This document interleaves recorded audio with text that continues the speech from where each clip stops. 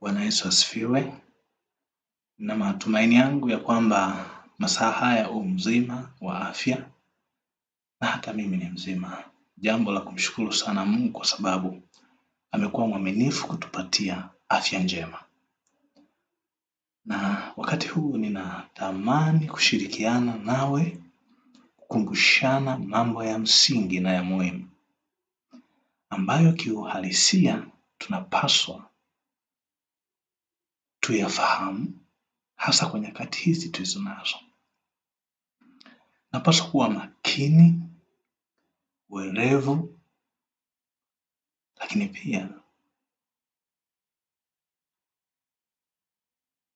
tunaotumia hekima kwa kila jambo linalotuzunguka. Na hakuna mahali pengine tunapopata hekima zaidi ya kwa Mungu mwenyewe. Na leo tutakuwa na somo fupi sana, ambalo hilo somo tutajitahidi kuendelea kadri siku zitakuwa zinaenda kumbushana mambo ya msingi. Somo la leo tutakwenda kuangalia kutoka kwenye kitabu cha Petro wa pili sura ya 1 mstari wa 1 hadi mstari wa 23. Na sitakuwa mzungumzaji sana zaidi, nitaruhusu neno la Mungu ndio lizungumze. Na kabla ya kuanza nikualike ndugu mtazamaji na msikilizaji, tufumbe macho tuombe. Baba yetu na Mungu wetu, tunatukuza jina lako masaa haya. Nasema asante kwa ulinzi, kwa kutulinda na kupigania. Endelea kuwa pamoja nasi masaa haya kwa jina la Yesu Kristo. Amen. Kitabu cha Petro, waraka wa pili wa Petro, kinaelezea habari za msingi sana. Kinaelezea habari za namna ya kumjua Mungu. Katika nyakati tulizonazo, ujuzi wa kufahamu Mungu ni nani ni wa muhimu sana. Na katika maisha ya wanadamu, ili tuwe salama ni lazima tumfahamu Mungu. Na jambo la msingi la kuzingatia katika ufahamu wote tunaotafuta, ujuzi wowote tunaotafuta, jambo la kwanza tunapaswa kumjua Mungu ni nani, sifa zake ni zipi. Hilo ni jambo la kwanza tunapaswa kufahamu. Na jambo la pili tunapaswa kufahamu ni mapenzi ya Mungu ni nini. Na hii itatuongoza na kusaidia sana katika safari ya kiroho tulionayo.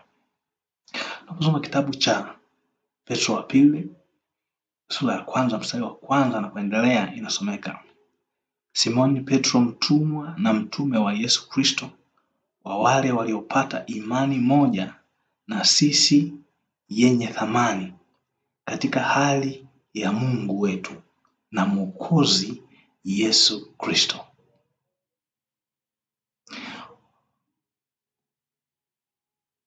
Huyu anayeandika waraka huu ni mtumishi wa Mungu. Na mstari wa 2 anaendelea kusema, neema na iwe kwenu na amani iangazwe katika kumjua Mungu na Yesu Bwana wetu. Mungu anatukumbusha kumjua Mungu. Na hii itatusaidia kuwa na amani sisi pamoja na Yesu Kristo. Katika nyakati hizi za mwisho, ni muhimu kufahamu habari za Yesu. Ni muhimu kufahamu habari za Mungu Muumbaji, ili tutambue nyakati tulizopo na nyakati tunapoziendea. Kwa hivyo kuanzia 3 anaendelea sema, kwa kuwa uweza wake wa uungu umetukirimia vitu vyote vipasavyo uzima na utauwa kwa kumjua yeye aliyetuita kwa utukufu wake na wema wake mwenyewe. Hivyo kitakachotuwezesha kufahamu na kumjua Mungu na mapenzi yake ni utukufu wake, tunamjua kwa utukufu wake, kwa nguvu zake, na Roho Mtakatifu yuko kwa ajili ya kutufundisha, kutuelekeza na kutuongoza kwake, na kutujulisha hatari iliyopo mbele yetu na mambo ambayo hivi punde yanakwenda kutokea ambayo sio ya kawaida, na tutakwenda kuyaona katika masomo haya ambayo tutakuwa tukiyapitia katika vipindi hivi. Mstari wa 4 anaendelea, anasema tena kwa hayo ametukirimia ahadi kubwa mno za thamani, ili kwamba kwa hizo mpate kuwa washirika wa tabia ya uungu, mkiokolewa na uharibifu uliomo duniani kwa sababu ya tamaa. Naam, na kwa sababu hiyo hiyo mkijitahidi sana kwa upande wenu katika imani yenu, tieni na wema, na katika wema wenu maarifa. Kwa tunatakiwa tuwe wema kama Kristo alivyo mwema, na katika wema huo anasema jambo la msingi ambalo linapaswa lisikose ni maarifa. Maarifa yanayozungumzwa hapa sio maarifa ya degree, PhD, masters, diploma, certificate au jasiriamali. Maarifa yanayozungumzwa hapa ni maarifa ya neno la Mungu. Kwa ni muhimu sana kufahamu. Nami ninaendelea kukualika tuendelee katika kusoma. Anasema na katika maarifa yenu kiasi. Kwa hata tunaposoma maarifa ya kumjua Mungu tunapaswa tuwe na kiasi. Na ndio maana katika Kumbukumbu la Torati 29 mstari wa 29 anasema inunue kweli wala usiuze. Na maana maarifa na hekima kutoka humo. Kinaposoma Biblia pia inaendelea kutukumbusha kwamba yaliyofunuliwa ni yetu sisi na watoto wetu, yasiyofunuliwa ni ya Mungu mwenyewe. Hivyo pia katika elimu ya kimbingu natakiwa tuwe na kiasi. Anasema katika maarifa tuwe na kiasi pia. Anaendelea anasema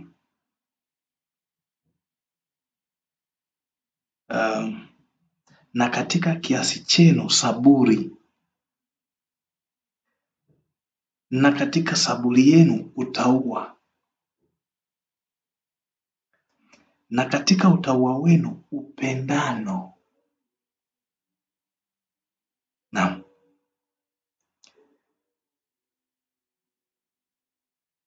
Na katika upendano wa ndugu upendo. Kwa tupendane kama ndugu, tusiishie hapo, tuwe na upendo pia, kwa sababu upendo unatembea sehemu mbili: kumpenda Mungu kwa moyo wako wote, nguvu zako zote, akili yako yote, na kwa mali zako zote, na jirani yako kama nafsi yako.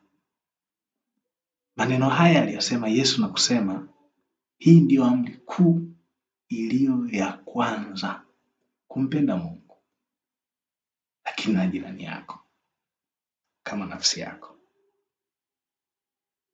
Yes.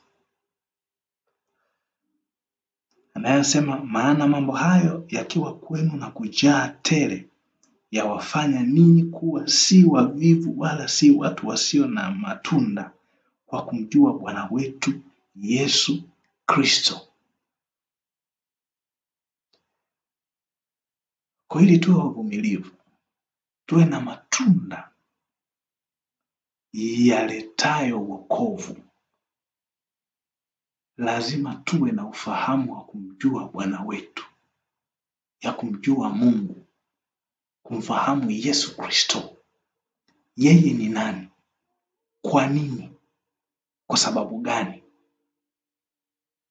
Lakini pia mapenzi yake ni nini?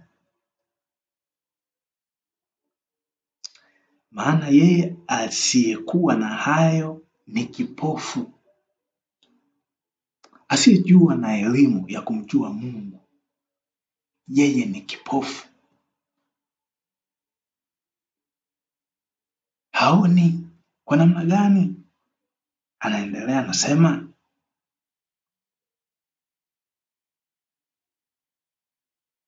hawezi kuona vitu vilivyo mbali, amesahau kule kutakaswa dhambi zake za zamani. Kwa hiyo ndugu, jitahidini zaidi kufanya imara kuitwa kwenu na uteule wenu, maana mkitenda hayo hamtajikwaa kamwe. Tukijitahidi kuwa na upendo, tukijitahidi kuwa na saburi, kuwa na uvumilivu, kutafuta elimu ya kumjua Mungu, kufahamu mapenzi ya Mungu, tutakuwa imara kiasi kwamba hatuwezi tukajikwaa kamwe. Hivyo usalama wetu ni kuhakikisha kwamba elimu ya kimbingu tunaifahamu. Kama umewahi kosea kuto kuifuatilia elimu ya kimbingu, wakati wako ni sasa. Kama ulikuwa unaisikia elimu ya kimbingu, ulikuwa hutaki kuifuata na kuchukua maamuzi, wakati wako ni sasa. Lakini pia neno la Bwana linaendelea kutukumbusha kwamba maana hivi mtaruzukiwa kwa ukarimu kuingia katika ufalme wa milele wa Bwana wetu Mwokozi wetu Yesu Kristo. Tunapoanzia mstari wa 16,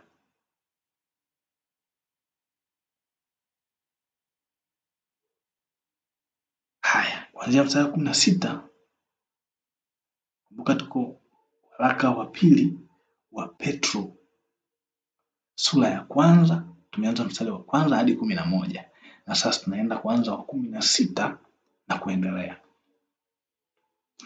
Maana hatukufuata hadithi zilizotungwa kwa walevu tulipowajulisha ninyi nguvu zake Bwana wetu Yesu Kristo na kuja kwake, bali tulikuwa tumeuona wenyewe ukuu wake. Mtumishi wa Mungu anatukumbusha ya kwamba habari hizi zinazohusiana na ufahamu, elimu ya kimbingu, sio mambo ya kutungwa, bali ni Roho Mtakatifu aliwaongoza kuyaandika haya. Pamoja na kusema aliwaongoza kuyaandika, walikuwa wameyashuhudia wenyewe. Wamemshuhudia Mwokozi, wamemshuhudia akipoteza maisha, akifa. Kwanza walishuhudia akizaliwa, lakini pia wakashuhudia jambo la pili, maisha yake, wakashuhudia kifo chake, wakashuhudia kufufuka kwake, na baadaye wakashuhudia kupaa kwake. Hivyo wanachokisema si kwamba wanakitunga, na zaidi ya yote ili wasikosee, Roho Mtakatifu ndiye alikuwa akiwaongoza kuyaandika haya. Hivyo ni jambo la msingi sana kuyafahamu na kuyaamini na kulifuata neno la Mungu kama lilivyo.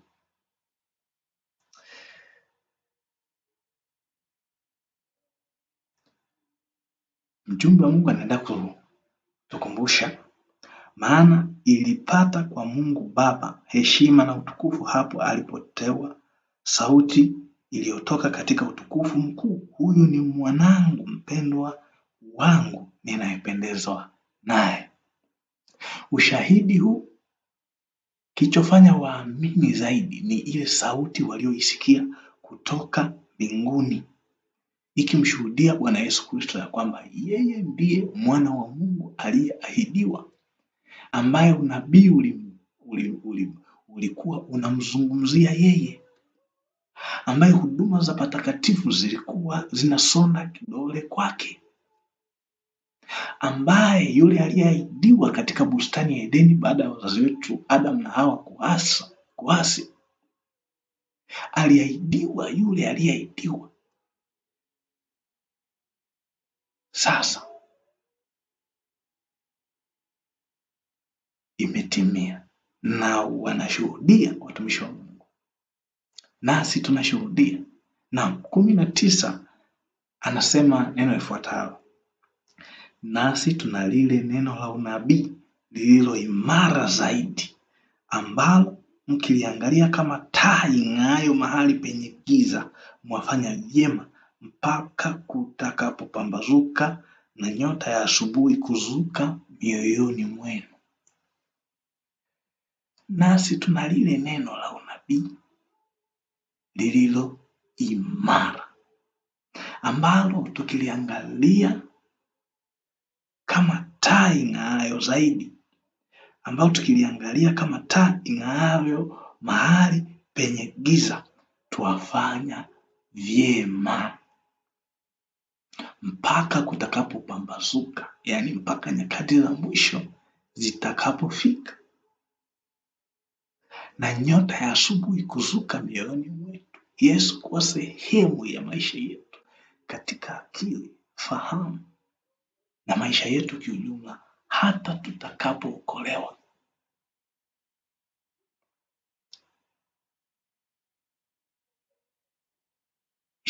Mkijua neno hili kwanza, ya kwamba hakuna unabii katika maandiko upatao kufasiriwa kama apendavyo mtu fulani tu. Maana unabii haukuletwa popote kwa mapenzi ya mwanadamu, bali mwanadamu alinena yaliyotoka kwa Mungu wakiongozwa na Roho Mtakatifu. Kwa hiyo ndugu, ninachopenda kukumbushana na wewe wakati huu kupitia video hii ni kwamba tunapaswa kukumbuka kwamba neno la Mungu limeandikwa kuongozwa na Roho Mtakatifu, na hivyo kumfahamu Mungu kuja kupitia kusoma maandiko.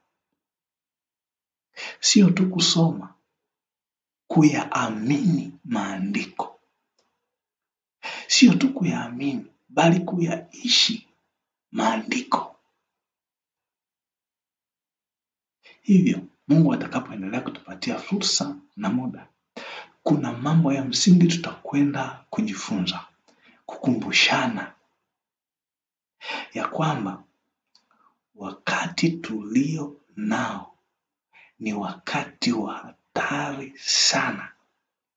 Kama kuna wakati ambapo tunapaswa kusoma neno kwa umakini, kuliamini neno kwa umakini, kulifuata neno la Mungu kwa umakini, ni sasa. Ni sasa.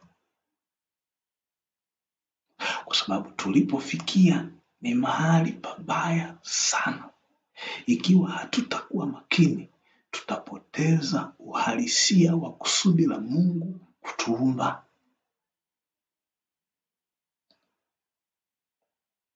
Ikiwa kuna jambo linakusumbua katika maisha yako, linakufanya usisome neno la Mungu, takwenda kuomba leo kwa ajili ya hilo. Ikiwa uliyasikia maneno ya Mungu kwa wakati mwingi, lakini ulikuwa mzito kuyafuata na kuyaamini, pia takwenda kuomba kwa ajili ya hilo leo. Hivyo ninakualika usiufanye moyo wako kuwa mgumu. Neno la Mungu linapozungumzwa, lifuate. Utakapolisikia, muulize Mungu, je, ndilo kusudi lako kwangu? Hiki ninachokisikia ni kusudi lako kwangu? Utaisikia sauti ndani ya moyo wako ikizungumza nawe ya kwamba lifuate.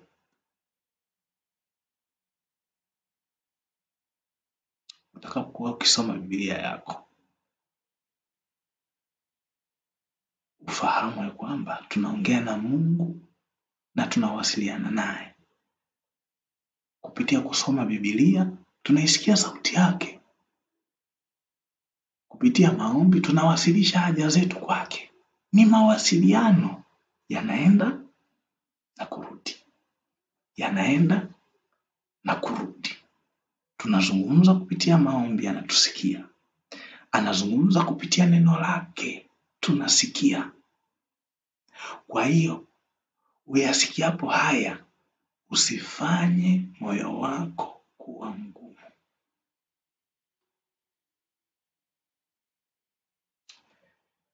Kuanzia masomo atakayofuata, tajikita kuangalia dalili na nyakati hizi za hatari. Tutaangalia dalili za kuja kwa Yesu ni zipi. Tutaangalia tupo mahali pa hatari kiasi gani. Tutaangalia tufanye nini katika wakati huu hatari. Tutaangalia kusudi la Mungu ni nini juu ya yote yanayotokea. Tutaangalia na mambo mengine yanayohusiana na namna tutakavyosimama imara katika nyakati hizi za hatari za kufungwa kwa mlango wa rehema. Mungu akubariki.